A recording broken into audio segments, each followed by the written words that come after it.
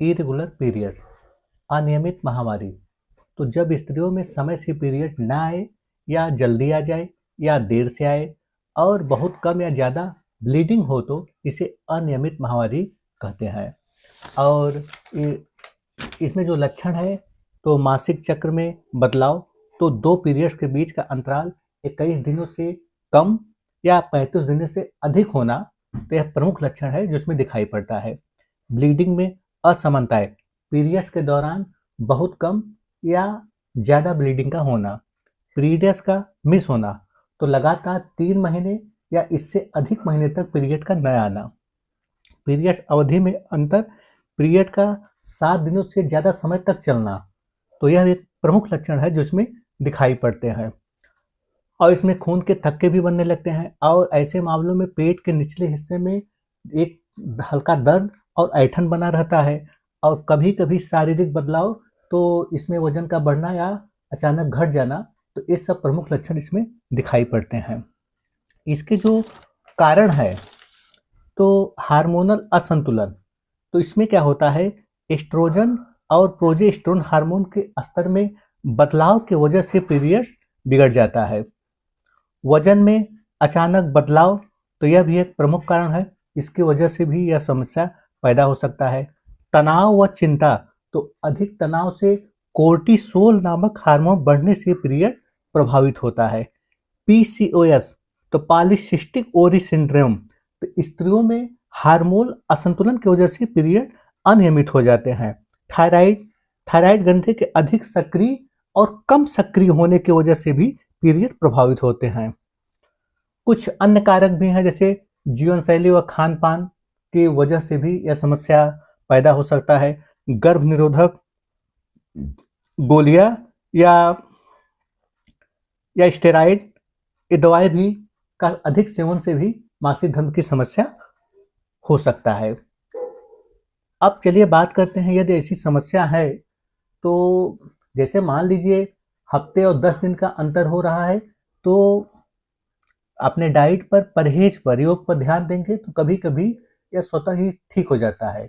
यदि लंबे समय तक यह पीरियड्स बिगड़ रहा है, लंबे समय से यह बना हुआ है, यह समस्या बराबर 10, जैसे कि कभी कभी 1 महीने की वजह से 1 महीने 15 दिन पे या 1.5 महीने का भी अंतर हो रहा है, तब आपको देर नहीं करना चाहिए।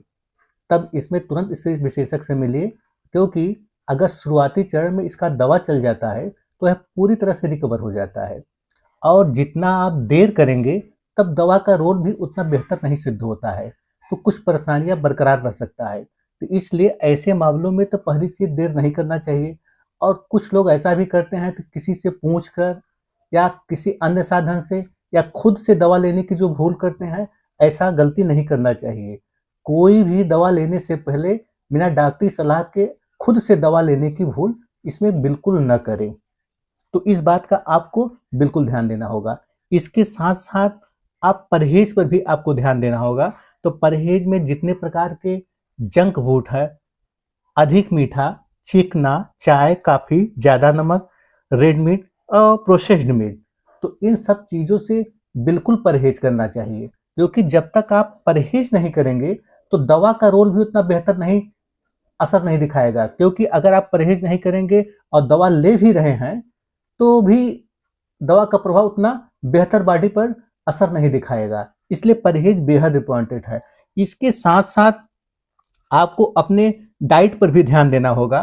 तो ऐसे लोगों को सुबह हल्का कुनकुना पानी का सेवन करें, उसके बाद नाश्ते में ओट्स, दलिया, हरी सब्जी, फल में सेब या पपीता, और या तो ब्राउन ब्रेड या उबला अंडा, तो इन सब चीजों का आप सेवन कर सकते हैं।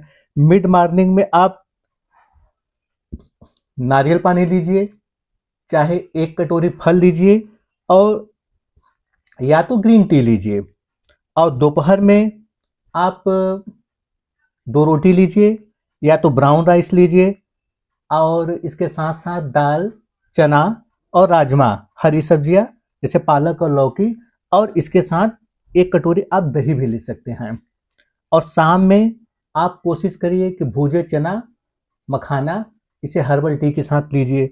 और रात में आप हल्का भोजन लीजिए। अगर 4 रोटी का भूख है तो कोशिश करिए कि कम डाइट लेना पड़े, तो 2 ही रोटी लीजिए, हल्की सब्जी लीजिए, सूप लीजिए और सलाद लीजिए। और सोने से पहले 1 गिलास हल्का कुनकुना दूध लीजिए। हफ्ते में एक आध बार आप हल्दी वाला भी दूध लेंगे तो यह भी इस मामले में बहुत ही कारगर होता है। इसके साथ साथ इसमें योग बेहद इंपॉर्टेंट है। तो कम से कम सुबह का 20 मिनट का टहलना ये तो अपने नियमित करिए। उसके बाद कुछ आसन है जैसे अनुलोम विलोम, कपालभाति, और इसके साथ साथ जो कुछ आसन है जो इसमें फायदेमंद होता है, जैसे भुजंगासन, बद्धकोणासन, बालासन, सेतुबंधासन। तो इस सब आसन अगर शुरुआती चरण में अगर समस्या है, हफ्ते 10 दिन का अंतर हो रहा है, तो इस सब आसन से कभी कभी स्वतः काफी लाभ मिल जाता है।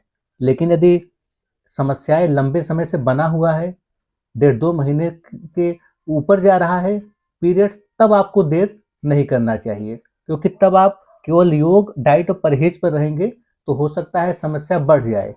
तो इसलिए डॉक्टर को दिखाना बेहद अनिवार्य है। और यदि कोई भी योग करने में असहजता या दिक्कत महसूस हो रहा है तो बिना डॉक्टरी सलाह के तब न करें। तो इस बात का आपको ध्यान देना होगा।